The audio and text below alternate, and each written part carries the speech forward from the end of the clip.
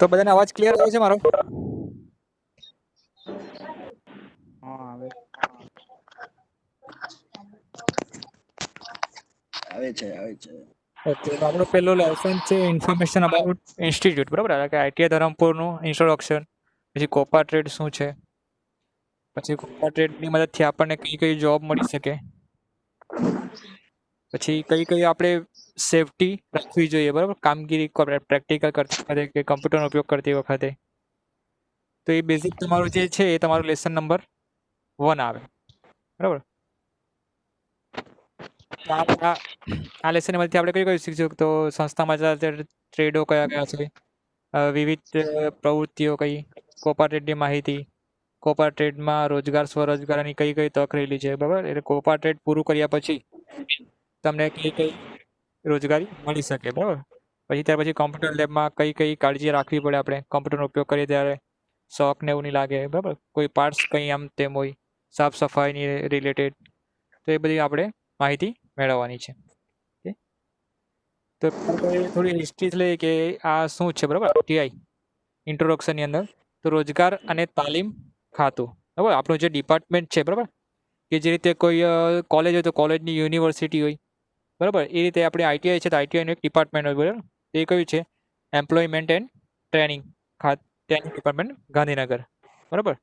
તો આ જે રીતે કોલેજની યુનિવર્સિટી એ રીતે આપણું આઈટીઆઈનું હોય છે એમ્પ્લોયમેન્ટ એન્ડ ટ્રેનિંગ ડિપાર્ટમેન્ટ, કે જ્યાંથી આપણને એનું સર્ટિફિકેટ એવું ઇસ્યુ કરવામાં આવે, બરાબર? તો આઈટીઆઈનું ફૂલ ફોર્મ તો બધાને પહેલાં ખ્યાલ હોવું જોઈએ, બરાબર? આઈટીઆઈ કોને કહેવાય? આઈટીઆઈનું full form industrial training institute, બરાબર? એટલે કે ઇન્ડસ્ટ્રીયલ એટલા માટે કે જે પણ આપણે કંપનીમાં, બરાબર, આપણે અહીંયા આઈટીઆઈમાં જે પણ ટ્રેડ ચાલુ છે એ કંપનીની અંદર જે પણ વર્કરની જરૂર છે એ વર્કરને પૂરી કરવા માટે હોય છે, બરાબર? કે ઇન્ડસ્ટ્રીયલ રિલેટેડ હોય છે. જે પણ કંપની હોય, કંપનીમાં જે કંઈ મશીન પર કામગીરી કરવામાં એના રિલેટેડ બધા ટ્રેડો આઈટીઆઈની અંદર ચાલતા હોય છે, બરાબર? એટલે એના રિગાર્ડિંગ આપણું આઈટીઆઈનું નામ છે કે ઇન્ડસ્ટ્રીયલ ટ્રેનિંગ, બરાબર? કંપનીમાં કામગીરી માટે જરૂરી છે એના માટેની તાલીમ પ્રોવાઈડ કરતી સંસ્થા એટલે આપણી આઈટીઆઈ, બરાબર? તો આઈટીઆઈ કોણ ચલાવે છે? ભારત સરકાર દ્વારા સરકારના શ્રમ મંત્રાલય, ઓકે, મંત્રાલય એટલે મિનિસ્ટ્રી કઈ આવે તો લેબર શ્રમ મંત્રાલય. બધા તમારા બધા માઇક મ્યુટ કરી દઉં છું.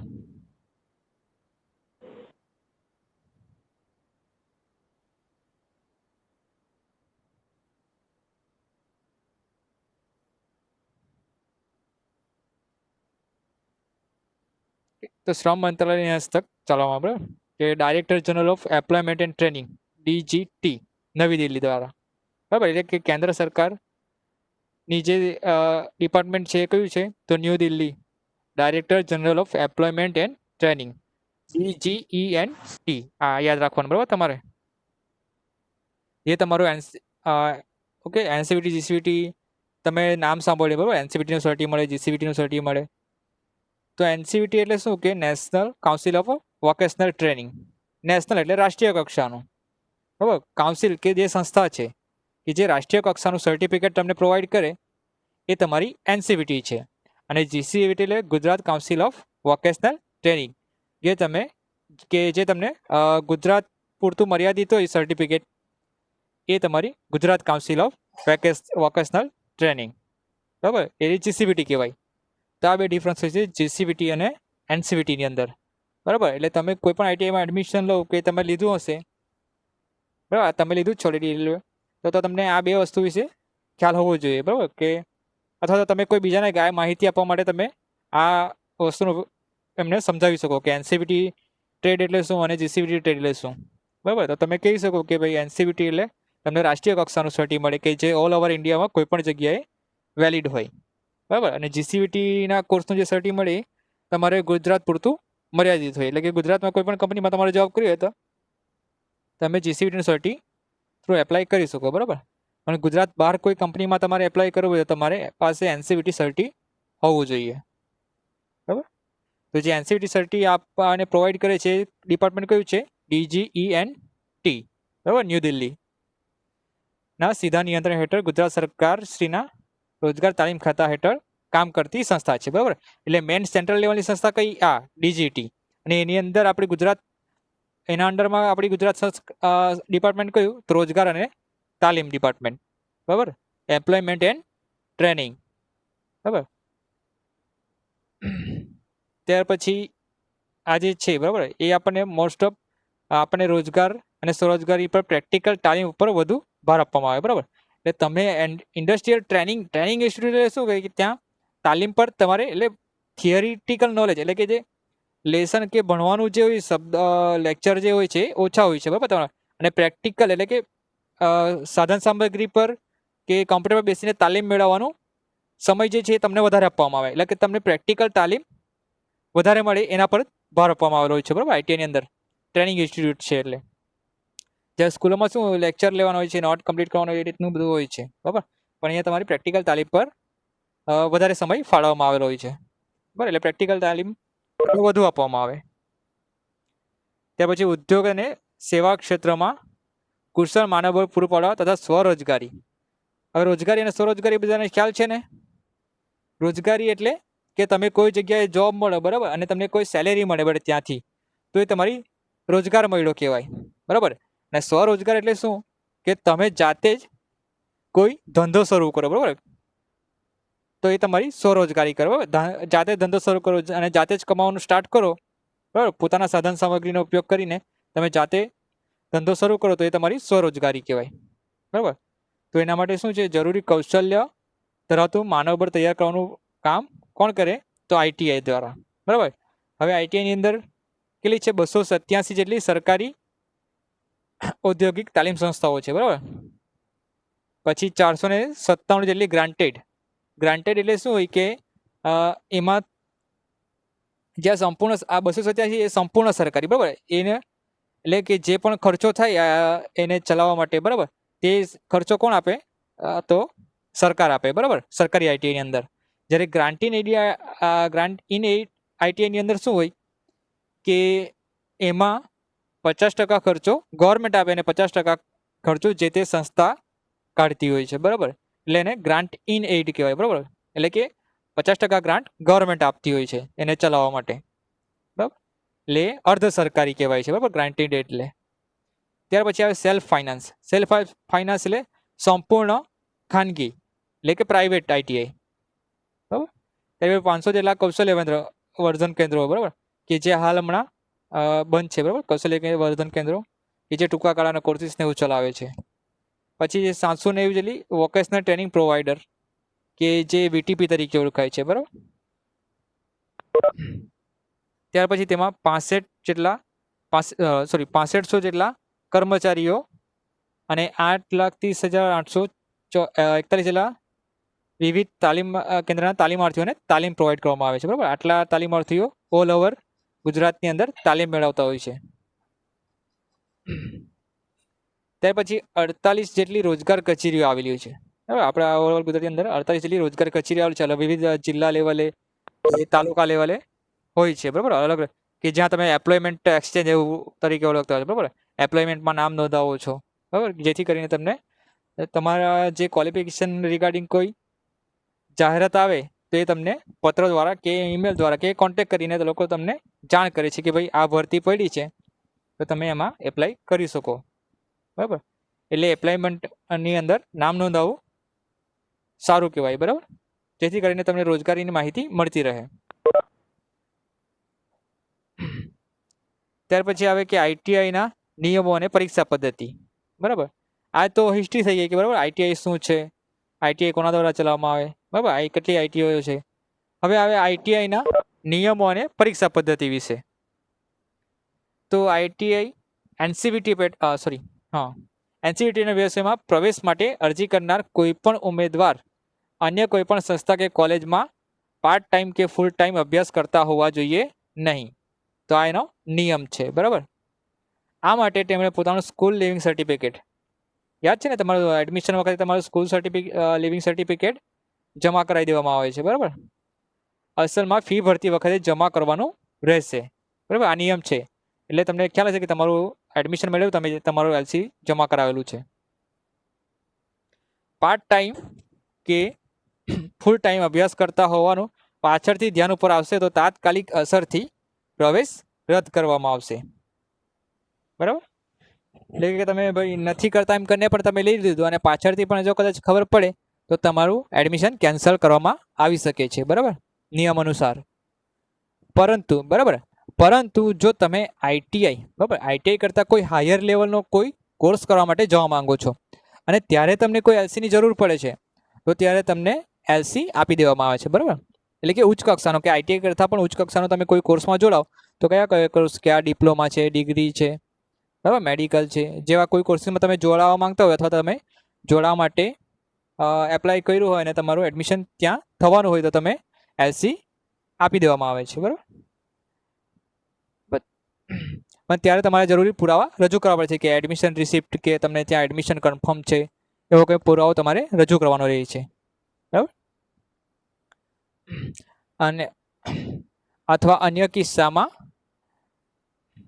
તમારું એલસી જાન્યુઆરી, ઓકે, એટલે કે 6 મહિના પછી, 6 મહિના પછી તમારું એલસી તમને મળે. 6 મહિના એટલે આપણે વર્ષ ગણીએ તો આપણું સત્ર ચાલુ થાય ઓગસ્ટથી, બરાબર. આ વખતે તો બધું કોરોના વાળું છે, બરાબર, મહામારીનું, એટલે આપણું સત્ર થોડું લેટ ગયું છે. પણ જે નોર્મલી સત્ર ચાલે આઈટીઆઈની અંદર એ ઓગસ્ટથી લઈને જુલાઈ સુધી હોય છે, બરાબર. એટલે કે ધારો કે તમે આ વર્ષે જો ઓગસ્ટમાં એડમિશન લીધું હોતે તો ઓગસ્ટ 2020થી લઈને તમારું સત્ર હોતે જુલાઈ 2021 સુધી, બરાબર. એટલે આ રીતે નોર્મલી આઈટીઆઈનું સત્ર હોય છે, તો ઓગસ્ટથી લઈને જુલાઈ સુધીનું, બરાબર. તો ત્યારથી આપણે ઓગસ્ટથી લઈને 6 મહિના ગણીએ તો જાન્યુઆરીની અંદર તમારા 6 મહિના પૂરા થતા હોય છે. તો એ 6 મહિના પૂરા થાય એટલે તમને એલસી તમારું પરત કરી દેવામાં આવે છે. ત્યાર પછી એની અંદર આવે છે ક્રાફ્ટમેન, ઓકે, ક્રાફ્ટમેન ટ્રેનિંગ સ્કીમ, સીટીએસ, બરાબર. સીટીએસ શું છે? તો ભારત સરકાર દ્વારા તૈયાર કરેલ ટ્રેનિંગ મેન્યુઅલના ફકરા નંબર, તો એક રૂલ્સ છે સીટીએસનો. સીટીએસ એટલે કે આપણે જે ડીજીઈટીની વાત કરી, દિલ્હી દ્વારા ચલાવવામાં આવે છે, તો એની આ એક સ્કીમ છે કે જેની અંદર આપણે આઈટીઆઈના બધા કોર્સિસ ચાલે છે. ક્રાફ્ટમેન ટ્રેનિંગ સ્કીમ, બરાબર. જે રીતે આપણે કોઈ સ્કોલરશિપ મળતી હોય તો સ્કોલરશિપની કોઈ સ્કીમ હોય, બરાબર.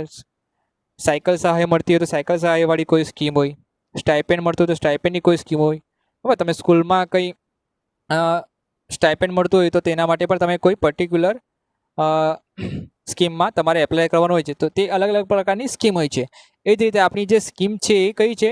ક્રાફ્ટમેન ટ્રેનિંગ સ્કીમ, બરાબર. એની અંદર આપણો કોપાર્ટેડ ચાલે છે, બરાબર.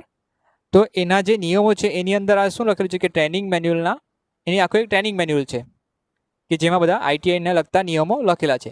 તો એમાં જે ફકરા નંબર 22 છે ટ્રેનિંગ મેન્યુઅલના, તેમાં શું લખેલું છે કે આવા તાલીમાર્થીઓ કે જે સંસ્થા કેન્દ્રના વડાની પરવાનગી વિના અને તેઓને જાણ કર્યા વિના સતત 10 દિવસ તાલીમી સંસ્થામાં હાજર ન રહે, તેઓને ભાગેડુ તરીકે ગણી તેઓનું નામ સંસ્થાના હાજરી પત્રકમાંથી તેઓની ગેરહાજરીના પ્રથમ દિવસની અસરથી કમી કરવાનું રહેશે.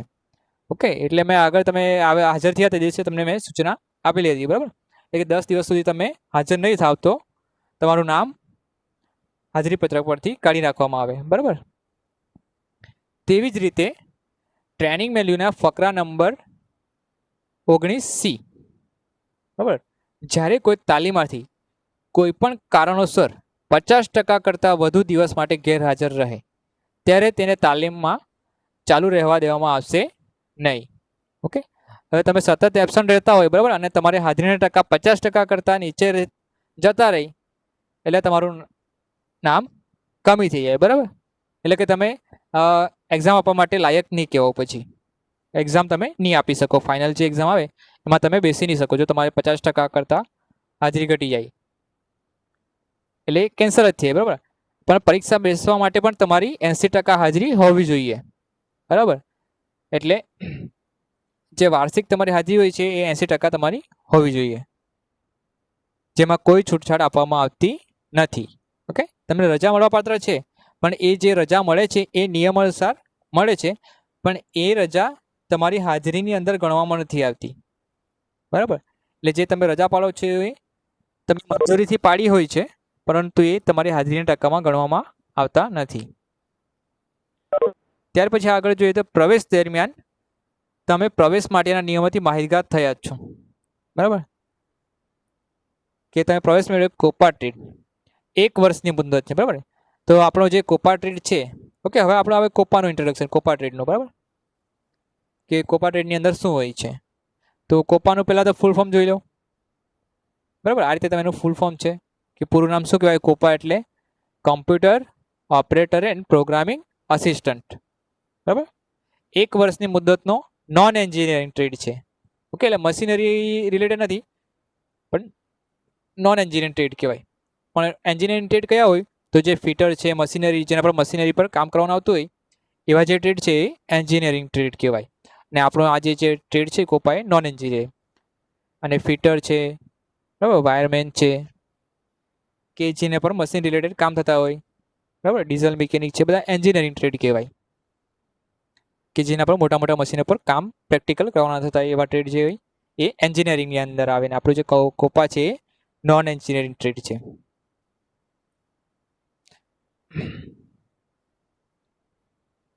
ઓકે, ત્યાર પછી આ જે છે સેમેસ્ટર પેટર્ન, ઓકે. તો તમારી આ જે એ પદ્ધતિ છે એ હાલ પરથી નીકળી ગઈ છે, બરાબર. સેમેસ્ટર જે પહેલાં પદ્ધતિ હતી, અત્યારે તો તમારી વાર્ષિક જ પરીક્ષા લેવાશે, બરાબર. પણ તમારી હાજરીના જે ટકા નાખવામાં આવે છે દર 6 મહિનાની ગણતરી કરવામાં આવે છે, દર 6 મહિનાના 80%, બરાબર. એટલે હાજરીમાં ખાસ ધ્યાન રાખો કે 6 મહિનાના અંતે તમારા 80% થતા જ હોવા જોઈએ, બરાબર. પહેલા 6 મહિનાના અંતે ને ત્યાર પછીના 6 મહિનાના અંતે તમારા 80% થતા હોવા જોઈએ, બરાબર. તમારું પ્રેક્ટિકલનું જે પેપર હોય છે એ તમારું 100 માર્ક્સનું આવે છે, બરાબર. અને થિયરીનું જે પેપર હોય છે એ તમારું આ રીતે 30 માર્કનું હોય છે, બરાબર. હવે આ વખતથી સિસ્ટમ બદલાવાની છે, એટલે હવે ઓનલાઈન કદાચ એક્ઝામ લેવાશે, તો ઓનલાઈનની અંદર કેવી રીતે પેટર્ન આવે છે એ જોશું, પછી તમને સમજાવીશ, બરાબર. પાછી જે પેટર્ન હવે કઈ ચેન્જ થાય છે, કારણ કે ગયા વર્ષના જે તાલીમાર્થીઓ છે એની એક્ઝામ હજી બાકી છે, બરાબર. એટલે કઈ પેટર્નમાં એક્ઝામ આવે છે એના પછી આપણે ડિટેલમાં પછી માહિતી મેળવીશું, બરાબર, કે એક્ઝામ પેપરમાં કઈ રીતનું આવે છે, બરાબર. પણ જે નોર્મલી હોય છે તેમાં પાસ થવા માટે, જો પ્રેક્ટિકલમાં પાસ થવા માટે તમારા 100માંથી 60 માર્ક્સ આવવા જોઈએ, બરાબર, 60 માર્ક્સ આવવા જોઈએ. અને થિયરીમાં તમારા 20 માર્ક્સ, ઓકે. આ બે ભાગ હવે હાલે તો પેપર અલગ અલગ આવે છે, તો પણ એ 50માંથી તમારા 20 માર્ક્સ તો આવવા જ જોઈએ, પાસિંગ માર્ક્સ, તો તમે પાસ કહેવાઓ, બરાબર. એટલે અત્યારે હાલે આપણે 50માંથી 20 માર્ક્સ પાસ છે રીતે સમજીને ચાલીએ, બરાબર. પણ પેટર્ન કઈ આવશે આપણે પછી ચર્ચા કરીશું, બરાબર, આ એક્ઝામ પેટર્નની. પછી શું હોય છે કે વધુમાં વર્ષ દરમિયાન તમારી કામગીરી, બરાબર, તમારી વર્તણૂક, તમારી નિયમિતતા, એટલે કે તમે કયા પ્રકારની કામગીરી કરો છો, કેવી રીતે વર્તન કરો છો આઈટીઆઈની અંદર, બરાબર, ક્લાસમાં કેવું વર્તન કરો છો, તમે હાજર રહો છે કે નહીં, તમે નિયમિત આવો છો કે નહીં, બરાબર, નિયમિત તમે કામ કરો છો કે નહીં, તમારો નોટ કમ્પ્લીટ કરો છો કે નહીં, નિયમિત તમે પ્રેક્ટિકલ કરો છો કે નહીં, એ બધું ધ્યાનમાં લઈને 20 માર્ક્સ ઇન્ટરનલ મૂકવાના હોય છે, બરાબર. અમારે પાસ થયેલ તાલીમાર્થીઓને પ્રોવિઝનલ પ્રમાણપત્ર, પ્રોવિઝનલ હવે નીકળી ગયું છે એટલે આપણે આને કાઢી નાખીએ. તમે એક્ઝામ પાસ કરો એટલે એના થોડા ટૂંક સમયમાં તમારું નેશનલ સર્ટિફિકેટ, એટલે કે નેશનલ ટ્રેડ સર્ટિફિકેટ દિલ્હી દ્વારા જનરેટ થઈ જાય છે, બરાબર. હવે તો ઓનલાઈન થઈ ગયું છે, એટલે તમે જાતે પણ ઓનલાઈન પરથી વેબસાઇટ પરથી તમે સર્ટિફિકેટ ડાઉનલોડ કરી શકો, બરાબર. ને ઓનલાઈન તમારું રિઝલ્ટ પણ તમે જોઈ શકો, બરાબર. માર્કશીટ પણ ઓનલાઈન તમે પ્રિન્ટ કરી શકો અને સર્ટિફિકેટ પણ તમારું પ્રિન્ટ કરી શકો ઓનલાઈન, ઓકે. એ બધું કઈ રીતે કરવાનું છે આપણે બધું આગળ જોઈશું, બરાબર. એનસીવીટી સર્ટિફિકેટ, કે આપણી વેબસાઇટ કઈ છે, કઈ વેબસાઇટ પર જવાનું, કઈ રીતે જોવાય, બરાબર, એ ડિટેલ આપણે પછી જોઈશું. ત્યાર પછી આવે છે computer operator and programming assistant trade વિશે થોડી હિસ્ટ્રી જોઈ લઈએ કે આ કોપા ટ્રેડ શું હતો, બરાબર. પહેલાં તો રોજગાર અને તાલીમ ખાતા દ્વારા 1889માં આ કોપા કોમ્પ્યુટર ટ્રેડ ચાલુ કરવામાં આવેલો હતો, બરાબર, 1889ની અંદર. તો ત્યારે એનું નામ શું હતું કે data preparation and computer software, બરાબર, DPCS કને નામ હતું.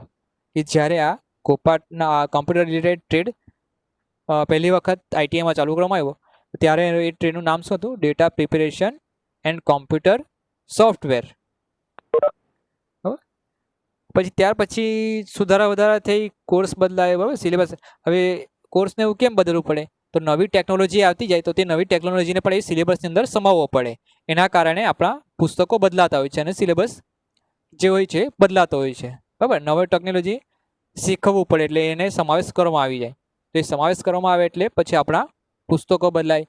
હવે નવી ટેકનોલોજી આવે તો તેનો ઉમેરો થાય તો એનું નામ પણ એ લોકો બદલી શકે. બરાબર, તો ત્યાર પછી જે સુધારો થઈને જે નવું નામ એમણે સજેસ્ટ કર્યું એ કયું હતું? Computer operator and programming assistant.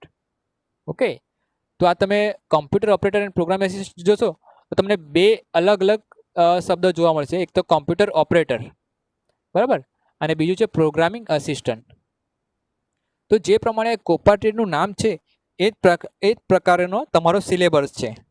બરાબર, એટલે કે પહેલા 6 મહિનાની અંદર આપણે કોમ્પ્યુટર ઓપરેટર રિલેટેડ સિલેબસ છે એ તૈયાર કરવાનો હોય છે. બરાબર, શીખવાનું હોય છે. કોમ્પ્યુટર ઓપરેટર રિલેટેડ કયું હોય તો તમે નોર્મલી જોયું છે કે વર્ડ હોય, ટાઈપિંગ હોય, પાવર પોઈન્ટ પ્રેઝન્ટેશન હોય, બરાબર, એક્સેલમાં કોઈ ડેટા એન્ટ્રી કરવાની હોય તો એ સાંભળ્યું હશે અથવા તો કહેશે જોયું હશે કોઈ ઓફિસમાં, કોઈ દુકાનમાં કઈ રીતનું. તો એ રીતની જે ડેટા એન્ટ્રીની કામગીરી છે એ શેના પર કરવામાં આવે, કઈ રીતે કરવામાં આવે, એ બધું આપણે પહેલા 6 મહિનાની અંદર શીખવાનું હોય છે. બરાબર, હવે ત્યાર પછીના 6 મહિના જે હોય છે, બરાબર, વર્ષના ત્યાર પછીના 6 મહિના આપણો જે કોર્સ છે એ 1 વર્ષનો હોય છે. બરાબર, તો જે 6 મહિના એમાં પહેલાં કોમ્પ્યુટર ઓપરેટરનું અને ત્યાર પછીના 6 મહિના એ આપણે પ્રોગ્રામિંગ રિલેટેડ, એટલે કે તમને બાકીના 6 મહિના વેબસાઇટ બનાવવાનું શીખવવામાં આવે. બરાબર, ટેલી પ્રોગ્રામ શીખવવામાં આવે. બરાબર, કોમ્પ્યુટર નેટવર્ક વિશે શીખવવામાં આવે. બરાબર, એ રીતે અલગ અલગ પ્રોગ્રામિંગ રિલેટેડ બેઝિક નોલેજ તમને આપવામાં આવે. બરાબર, વેબસાઇટ કઈ રીતે બનાવવામાં આવે. બરાબર, વેબસાઇટ તમારે જાતે બનાવી તો તમે કઈ રીતે બનાવી શકો, વેબસાઇટ તમારે ઓનલાઈન લોન્ચ કરવી હોય તો કઈ રીતે કરી શકો, એ બધું શીખવવામાં આવે છે બાકીના 6 મહિના.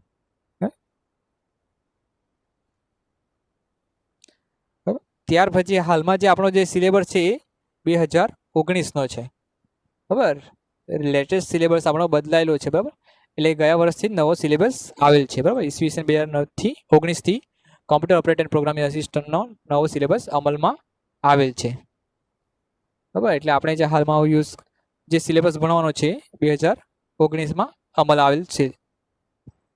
બરાબર, હવે જોઈએ કે આપણે computer operator and programming assistant ટ્રેડના સિલેબસમાં આપણે શું શું શીખશું? તો ઓફિસ ઓટોમેશન. ઓફિસ ઓટોમેશન એટલે આપણે વાત કરીએ પ્રમાણે કે MS ઓફિસ છે, માઇક્રોસોફ્ટ ઓફિસ વર્ડ છે, એક્સેલ છે, પાવર પોઈન્ટ પ્રેઝન્ટેશન છે, MS એક્સેસ છે. બરાબર, શું કહેવાય છે એ બધું આપણે જોશું વ્યવસ્થિત, પણ એ બધા આવે છે. બરાબર, આની અંદર ત્યાર પછી સ્માર્ટ અકાઉન્ટિંગ, ટેલી સોફ્ટવેર. બરાબર, એકાઉન્ટિંગનું સોફ્ટવેર તમે નામ સાંભળ્યું હશે કે કોમર્સવાળા જે હશે એમને ખ્યાલ હશે, અથવા નહીં ખ્યાલ હતો પણ આપણે અહીંયા શીખવાના જ છીએ. બરાબર, કે અકાઉન્ટિંગની એન્ટ્રી કઈ રીતે કરવામાં આવે. બરાબર, બિલો બધા જે બનાવવામાં આવે. બરાબર, દુકાનોમાં જે કંઈ બિલિંગ થતું હોય એની એન્ટ્રી કઈ રીતે કરવામાં આવે તો એ સ્માર્ટ એકાઉન્ટિંગની અંદર આવશે. બરાબર, કેટેગરી આપેલી છે, અલગ કેટેગરી. પછી વેબ ડિઝાઇનિંગ, મેન્ટેનન્સ. બરાબર, વેબસાઇટ કઈ રીતે બનાવવાની, કઈ રીતે ડિઝાઇન કરવાની. બરાબર, કોમ્પ્યુટર મેન્ટેનન્સ. બરાબર, અને નોર્મલી કોઈ પ્રોગ્રામ કમ્પ્યુટરને કંઈ પ્રોબ્લેમ આવ્યો હોય તો આપણે એને કઈ રીતે સોલ્વ કરી શકીએ. બરાબર, એને કઈ રીતે એનું સોલ્યુશન લાવી શકીએ. બરાબર, પછી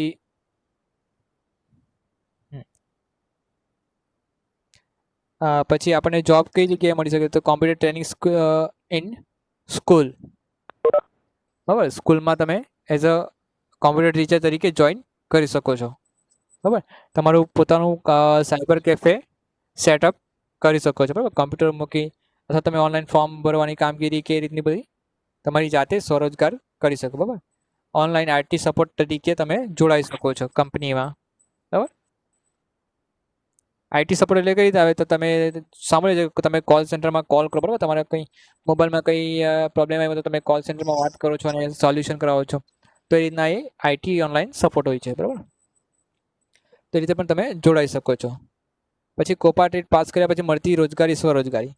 કયા કયા ફિલ્ડમાં આપણને કોપા ટ્રેડવાળાને રોજગારી મળે તો GBમાં, BSNL, તાલુકા પંચાયત, જિલ્લા પંચાયત કચેરીઓમાં, ગ્રામ પંચાયત કચેરીઓમાં. બરાબર, અત્યારે મોસ્ટ ઓફ બધી ફિલ્ડમાં કમ્પ્યુટરની જરૂર પડે જ છે. બરાબર, તે કમ્પ્યુટર ઓપરેટર તરીકે તમે એઝ ડેટા એન્ટ્રી ઓપરેટર તરીકે જોડાઈ શકો. બરાબર, એ રીતે અર્ધ સરકારી ખાનગી સ્કૂલોમાં ડેટા એન્ટ્રી તરીકે શિક્ષક, કોમ્પ્યુટર શિક્ષક તરીકે તક મળી શકે છે. બરાબર, પછી ખાનગી કોમ્પ્યુટર સંસ્થાઓમાં ડેટા એન્ટ્રી ઓપરેટર તરીકે, કોમ્પ્યુટર ક્લાસીસ ચલાવતી સંસ્થાઓમાં શિક્ષક તરીકે તક મળી શકે.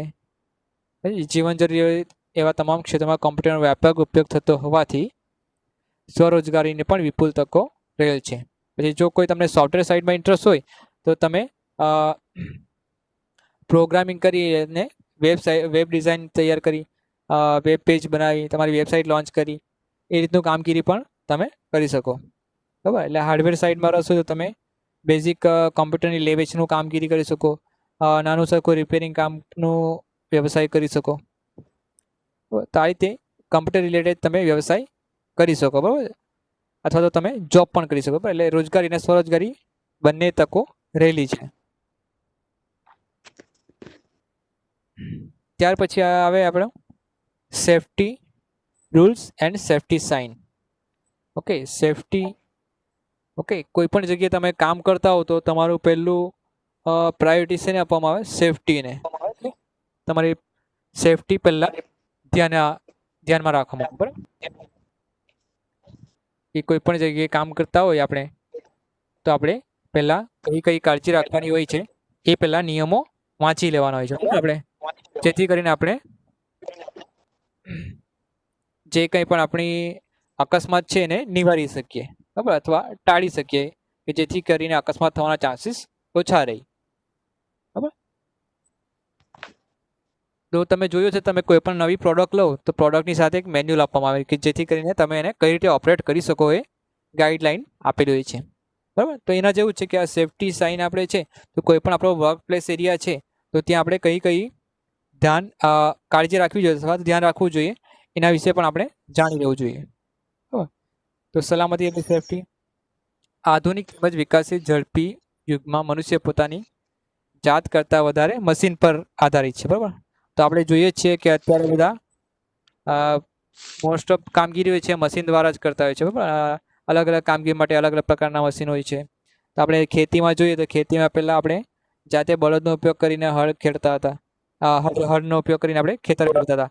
તો હવે એની જગ્યાએ હવે ટ્રેક્ટરની મદદથી આપણે ખેડીએ છીએ. બરાબર, તો એક મશીન જ છે એ પ્રકારનું કે જેની મદદથી આપણે કામગીરી કરીએ છીએ. તેમાં પણ આપણે ધ્યાન રાખવું પડે કે કોઈ અકસ્માત ન થાય. બરાબર, તો નાની સકી ભૂલ પણ આપણો અકસ્માત કરી શકે છે. બરાબર, તો વર્કશોપ કે લેબમાં થતા અકસ્માતો માટે મોટાભાગે મનુષ્યની ભૂલની સાથે સાથે કોઈક વખત મશીનરીની ખામી પણ, એટલે કે દરેક માણસ જ ભૂલ કરે એવું જરૂરી નથી. બરાબર, એટલે મશીનમાં પણ ફોલ્ટ આવી જાય તો એ અકસ્માત થવાના ચાન્સીસ ત્યારે પણ રહી, પણ જ્યાં સુધી આપણે કાળજી વધારે રાખીએ ત્યાં સુધી અકસ્માતને આપણે ટાળી શકીએ. બરાબર, તો વર્કશોપ કે લેબમાં કામ કરતી વખતે જો કાળજી લેવામાં ન આવે તો ગમે ત્યારે અકસ્માત થવાનો સંભવ રહે છે. વર્કશોપ કે લેબમાં કામગીરી દરમિયાન સલામતીને ધ્યાનમાં રાખવી જરૂર છે જેથી અકસ્માતો થતા નિવારી શકાય. બરાબર, તો જે આપણો પહેલો સલામતીનો પોઈન્ટ એ સેફટી. ઓકે, પોતાની સેફટી ફર્સ્ટ.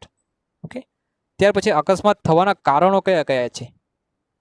બરાબર, કયા કયા કારણોથી અકસ્માત થઈ શકે છે? તેમાં વ્યવસાયિક જ્ઞાનનો અભાવ. તો આપણે વાત કરીએ પ્રમાણે કે કોઈ પણ આપણે પ્રોડક્ટ લઈએ અને એની અંદર મેન્યુઅલ આપેલું છે.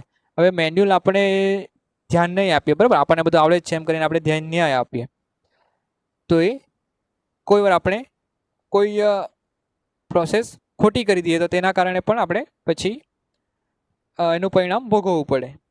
તો એ વ્યવસાયિક જ્ઞાનનો અભાવ કે મશીન ઓપરેટ કરવામાં આપણે કઈ કાળજી રાખવી જોઈએ એનું ધ્યાન એના વિશે આપણે માહિતી નહીં મેળવીએ તો ત્યારે પણ અકસ્માત થવાના ચાન્સીસ રહે છે.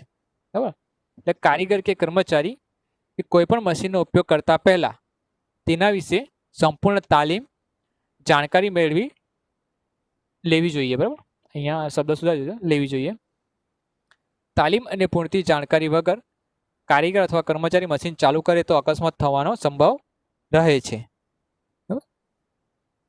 તો આ એક છે કારણ.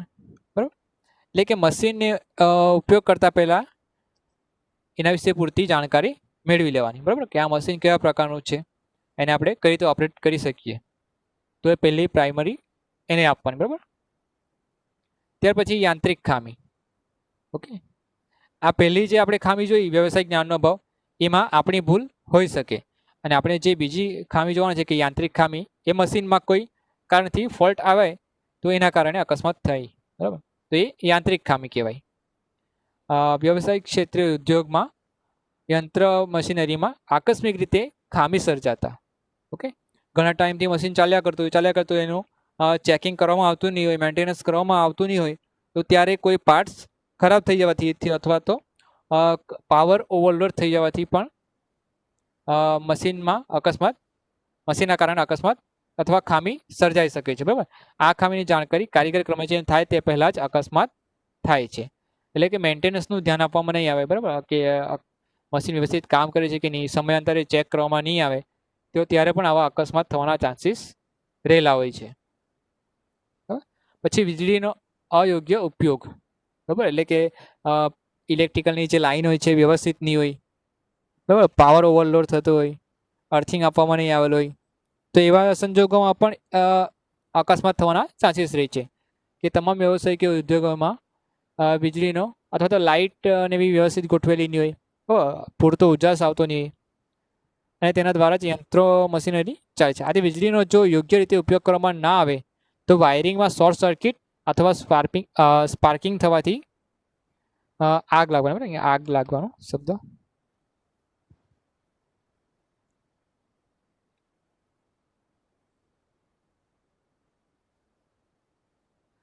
આગ લાગવાની શક્યતા રહે છે. તો આ વીજળીના કારણે અકસ્માત. પછી ધૂમ્રપાન કે નશાકારક પદાર્થોનો ઉપયોગ, બરાબર. તો ધૂમ્રપાન કે નશાકારક પદાર્થો કયા કયા છે બધા તમને ખબર જ છે, ખબર છે ને બધાને? હાલો, સુઈ નથી ગયા ને બધા?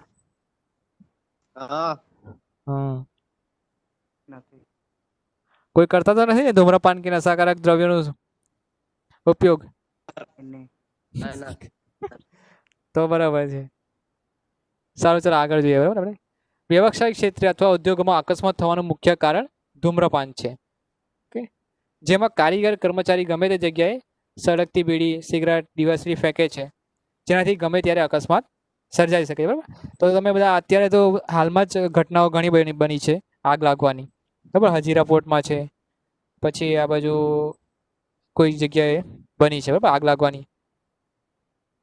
તો એ આગ લાગવાનું કારણ આ રીતનું કોઈ હોઈ શકે, અથવા તો આ વીજળી રિલેટેડ કે શોર્ટ સર્કિટના કારણે હોઈ શકે. તો આ બધી બેદરકારીના કારણે અથવા તો ધ્યાન રાખવામાં નહીં આવે, અથવા પોતાની બેદરકારીને કારણે કારીગર કર્મચારીની બેદરકારીના કારણે આવા અકસ્માતો થતા હોય છે, જેનાથી ગમે ત્યારે અકસ્માત થયા છે. વધારે પડતા કામના બોજના લીધે નશાકારક દ્રવ્યો લેવાની ટેવ હોય, જેના કારણે કામગીરી વખતે નશાકારક દ્રવ્યના સેવનના લીધે નશામાં હોવાથી ગમે ત્યારે અકસ્માત થવાની શક્યતા રહે છે. ઓકે, 5 મિનિટની અંદર કદાચ આપણો લેક્ચર પૂરો થઈ જશે. જો બંધ થઈ જાય તો કંઈ નહીં, આપણે નેક્સ્ટ ટાઈમ આવતીકાલે કન્ટિન્યુ કરશું, બરાબર, કારણ કે આમાં 50 મિનિટની લિમિટ આવે છે ઓનલાઈન. ત્યાર પછી આપણે નેક્સ્ટ ટોપિક છે થાક અને કંટાળો. કારીગર કર્મચારીના સતત કામગીરી કરતો રહે, બરાબર, એટલે કે ઓવર ટાઈમ વધારે કરતો હોય, બરાબર, આરામ નહીં લેતો હોય, તો એને થાક લાગતો હોય, તો એ થાકના કારણે કોઈ વાર અકસ્માત થઈ શકે. એ શારીરિક અથવા માનસિક કામમાં કરવાની શક્તિમાં ઘટાડો થાય ત્યારે તેને થાક લાગે કહેવાય છે. જે માનસિક થાક લાગે ત્યારે કામગીરીના કંટાળો આવે છે, જેથી તે મશીનરી કે યંત્રના ઓપરેશન, એટલે કે જે મશીન કે યંત્ર સામગ્રી ઓપરેટ કરતો હોય તે ઓપરેટ ક્રમમાં એનાથી કંઈ ભૂલ થઈ જાય, બરાબર. આવી થાક કારણ કે માનસિક રીતે કોઈ મતલબમાં કંટાળાજનક સ્થિતિ ઉદ્ભવે તો એ મશીન ઓપરેટ કરવામાં કોઈ ભૂલ થઈ જાય તો એના કારણે પણ અકસ્માત થવાના ચાન્સીસ રહેલા હોય છે, બરાબર. ત્યાર પછી આર્થિક સામાજિક ચિંતા અને તણાવ. કારીગર કર્મચારી સામાજિક ચિંતા અને તણાવના બોજ હેઠળ કામ કરે, બરાબર. કે ઘરમાં કોઈ સમસ્યા હોય, બરાબર, કોઈ નાણાકીય સમસ્યા હોય, તો એ રીતની કોઈ સમસ્યા હોય તો એ કામની એ સમસ્યાના ચિંતામાં એ પોતાના કામ પર ધ્યાન નહીં આપી શકે, બરાબર. તેથી પણ અકસ્માત સર્જાવાની શક્યતા રહેલી હોય છે, બરાબર. ત્યાર પછી અકસ્માત સમયે બચાવનું આયોજન. તો બચાવના માટે તો અગ્નિશામક ઉપકરણો બરાબર પહેલાં તો હોવા જોઈએ, કે નોર્મલી જે કંઈ મોટા અકસ્માત હોય એ આગ લાગવાના વધારે બનતા હોય છે અકસ્માત, બરાબર, કંપનીઓમાં કે ગમે ત્યાં. તો અકસ્માત અગ્નિશામક ઉપકરણ એટલે કે ફાયર એક્સટિંગ્વિશર જરૂરી જથ્થામાં અને સરળતાથી આપણે એનો ઉપયોગ કરી શકીએ એવા સ્થળે રાખેલા હોવા જોઈએ અને ચાલુ હાલતમાં હોવા જોઈએ, બરાબર. પછી અગ્નિશામક ઉપકરણો સુરક્ષા valve, cut off valve, electrical isolator જેવી અગત્યની વસ્તુઓ સ્પષ્ટ નામ નિર્દેશ કરીને લેબલ વડે દર્શાવેલી હોય છે. એટલે કે અગ્નિશામક ઉપકરણ માટે જે પણ ઉપકરણો છે એ ઉપકરણના નામ અને એ ઉપકરણ શેના માટે કામ આવે છે એ પણ એનું લેબલિંગ કરેલું હોય, કે જેથી કરીને કોઈ પણ વ્યક્તિ એ વાંચીને એનો ઉપયોગ જે તે સમસ્યા ઉદ્ભવે ત્યારે કરી શકે.